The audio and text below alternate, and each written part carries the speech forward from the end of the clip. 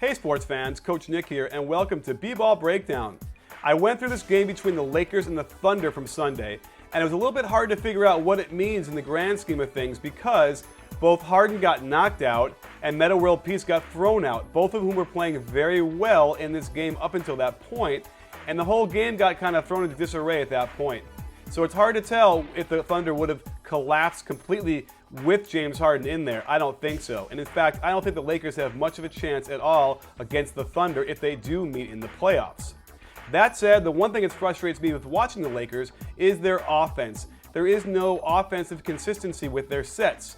And so as a player, I don't know how you get comfortable getting good shots when you run horns, their best set by far, 4 times all game with 10 minutes of game time in between each play call.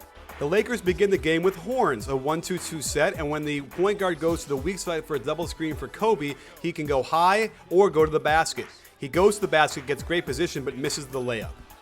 A new wrinkle out of horns where they'll do a cross screen for Gasol to get him the ball in the post. Collison plays it well, so that becomes a flex down screen to pinch post. You get a shuffle cut by Barnes, and ultimately they get the ball swung around in good position with Pau Gasol on the post, who at the shot clock buzzer hits a jumper. Here's the basic horns where the point guard goes to the strong side and screens for Kobe in the corner. He curls into the lane, gets great position, and gets a foul. And a poke in the eye.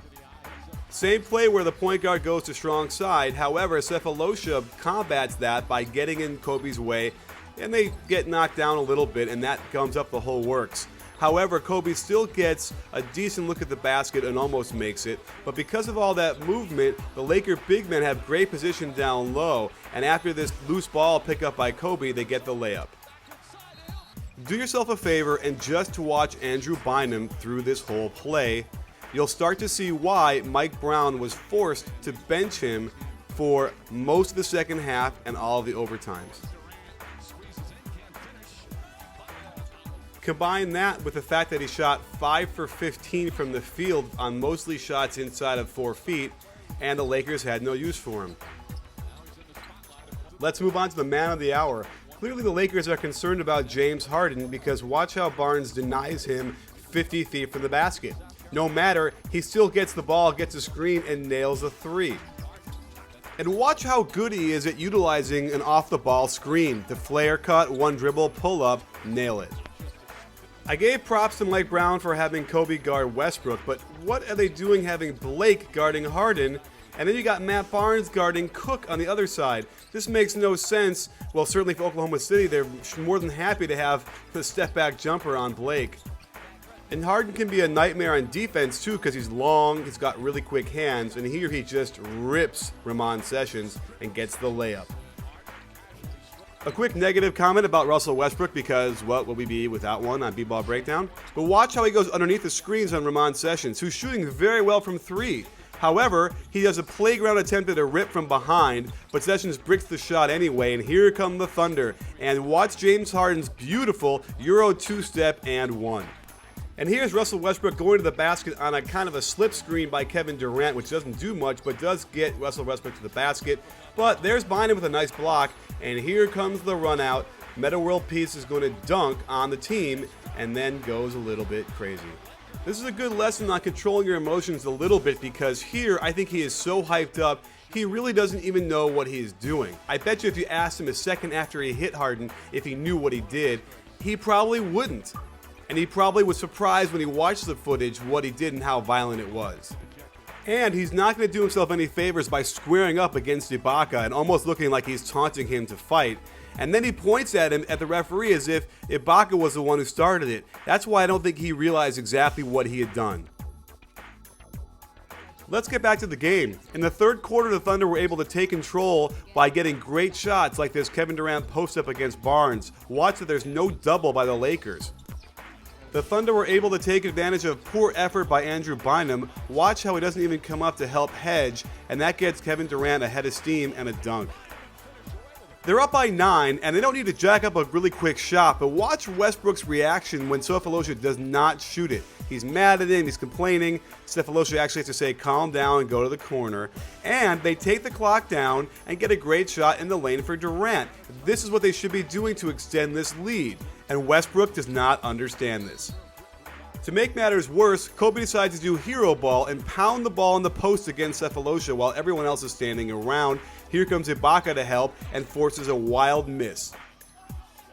Everyone knows he can't get by Sefolosha off the dribble, so the offense stagnates as he jacks up a long shot that misses. Bynum continues his poor effort by not coming up higher to help out on that weak side curl, and then watch Kobe walking around out there. He should have stepped in and gotten that pass. Instead, it's a dunk.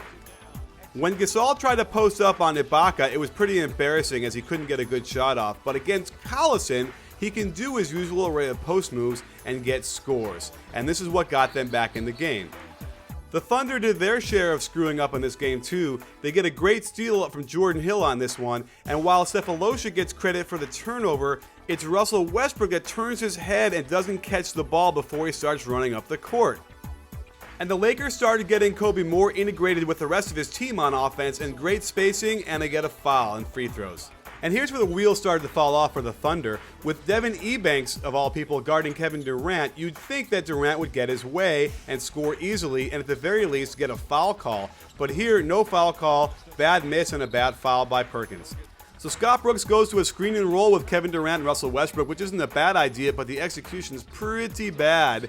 Good defense by Kobe to cut off Russell. They get an ISO, though, again on Ebanks with Kevin Durant, and Ebanks is reaching in and out of position. Really not good defense, but Durant can't make him pay. Ibaka is going to embarrass Pau Gasol in the post here, but watch how Russell Westbrook is going to double down in the post and forget about Blake.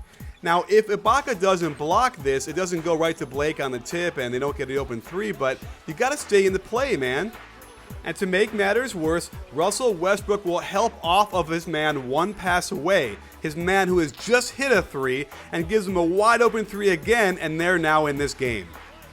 If you like the definition of a bad shot, this is it.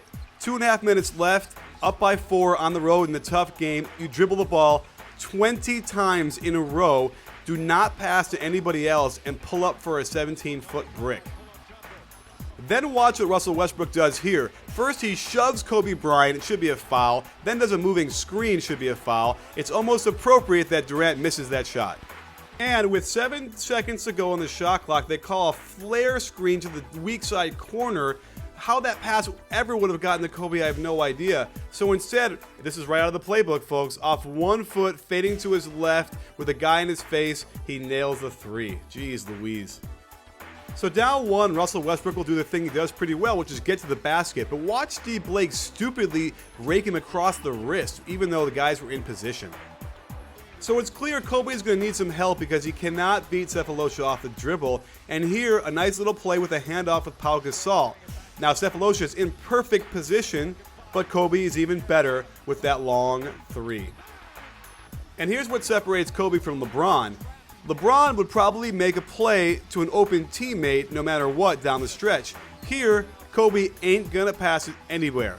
Watch Pau Gasol come wide open and he can easily slip a pass. LeBron would have given it to him. Instead, pulls up for a tough shot that bricks, and this is how the Lakers roll. And can someone please explain to me how in a tie game with Durant being guarded by Ebanks, all they get on a last-second shot is a step-back three-pointer? I don't understand this. It's a tie game. You're not down 2.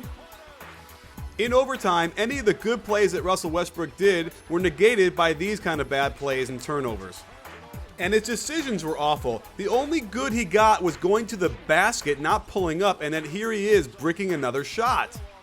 I guess he heard me because watch this awful screen that's moving by Perkins, but there's the finish at the rim by Westbrook. And in the tie game, they don't run a play, but they ISO Kevin Durant on top, who goes to the basket. And watch him get fouled, no call, as he gets hit across the elbow. And again, tie game with 13 seconds to go. What play are they running? I think that they ISO on top, but then there's a weird not screen by Durant, and then he kind of comes around for a pitch, and there's almost no time left, and the ball goes out of bounds. What a mess. And if Durant really was a decoy, why are you throwing up a play for a guy that's like 2 for 20 in this game to win it? Unless you think Ebanks did perfect defense on Durant, watch how he goes on the wrong side of that moving Perkins screen, and that gets Durant a layup.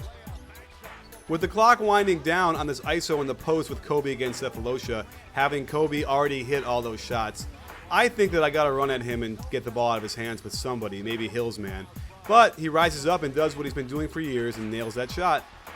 And down 4, they do a nice little play to get a pin down for Durant, and he gets open for the 3, but watch how he gets whacked across the arm. The referee is right there, doesn't see it. That should be 3 free throws. Instead, it's a miss, but they get the rebound, but Russell Westbrook gets stuck in the air and throws the ball away, and the game is over. So there you have it, sports fans. Russell Westbrook, for all the good things that he does do on the offensive end, negates just about every single good thing with bad plays, turnovers, bad outside shots, misses, and breaks. I mean, he shot horribly from this game. In fact, so did Kevin Durant, and even in the midst of that, they had an 18-point lead late in the second half and should have continued to blow this team out. So there's a real concern there for Thunder fans because this is a pattern that they've showed if they haven't been able to hang on, primarily because they go iso ball in the fourth quarter and good defensive teams can take them out of good shots. And if you're going to rely on that in the playoffs, it's not a good recipe for success.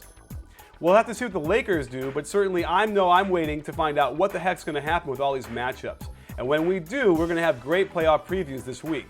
So hopefully after today, it'll get a little sorted out.